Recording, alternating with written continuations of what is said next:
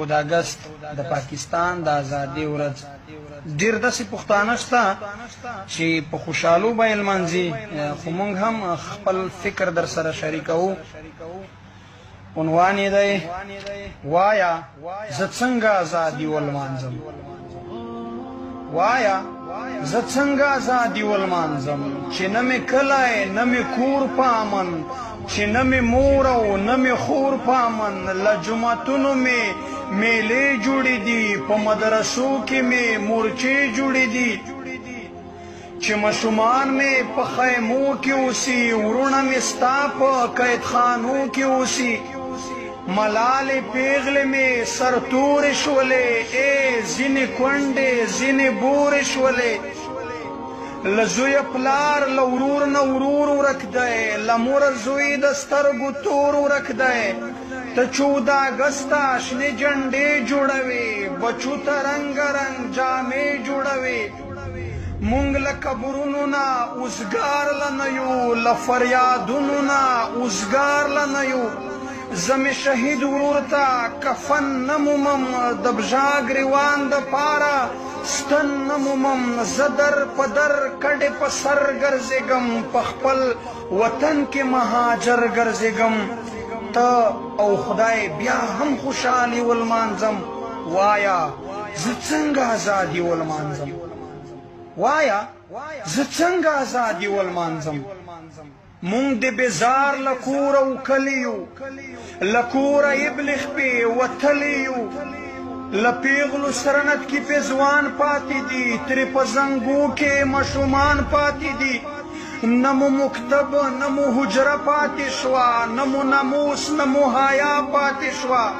په ایمان ډېر دې دردولی یو، تا د کافر په نام وژلی یو. زه د کوم ملک یم ځان نه پېژنم، زه خو ستا دا پاکستان نه پېژنم. زه به مې خپل ځان ته برباد ووایم، په خدای که تا ته زنده‌باد ووایم. په تا چې ناز کوم لمبه لمبه، په تا چې ناز کوم تباه دې شمه، لمبه لمبه ایره ایره دې شمه. زما له کوره یې سامان پټ کړی، رانه عسکر د پاکستان پټ کړی. تا پر خپل ځان ته نندارې جوړې دي، زما په وینو دې بنګلې جوړې دي. زه دې په نام د ترهګر برباد کړم، زه دې د ټرمپ په شنه ډالر برباد کړم. غرق شې د بل د لارې مل وختې، وی چوکیدار خو بس غټ غل وختې. په خدای که داسې یووالي ولمانځم. وایه زه څنګه ازادي ولمانځم. وایه زه څنګه ازادي ولمانځم.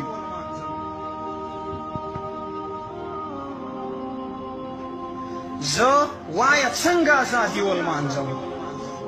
د شمر سړي دې نه را پرېښول، بهادر سړي دې نه را پرېښول.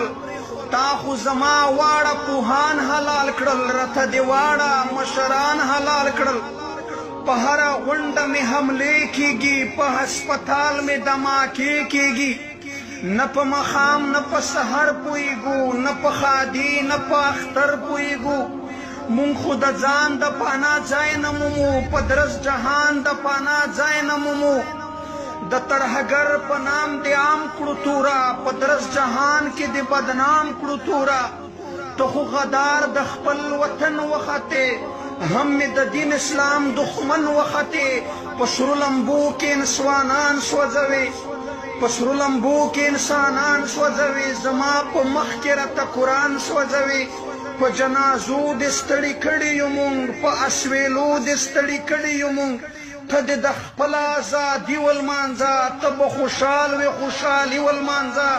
بې ننګه نه یم ګیلمانه صدخیل، لرم غیرت حیا ایمانه صدخیل. زه به په ګران وزیرستان وژاړم، زه به په خپل شهید ارمان وژاړم. په شعر به خپله بربادي ولمانځم. زه وایه څنګه ازادي